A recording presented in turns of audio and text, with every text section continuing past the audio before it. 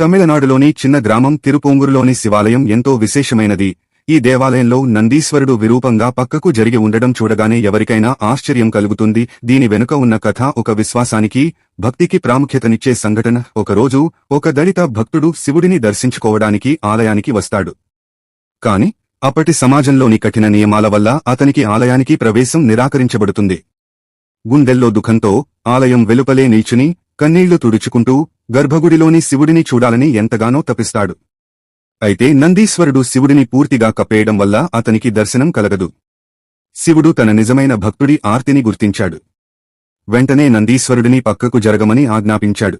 శివుని ఆజ్ఞతో నందీశ్వరుడు పక్కకు జరిగి భక్తునికి దర్శన భాగ్యం కల్పించాడని నమ్మకం. ఈ సంఘటన భక్తుల పట్ల శివుడి కరుణను, సమానత్వాన్ని ప్రతిబింబిస్తుంది. భక్తుడి కన్నీళ్లకు నందీశ్వరుడే పక్కకు జరగాల్సి వచ్చింది అని ఈ ఆలయాన్ని చూసినవారు చెబుతుంటారు.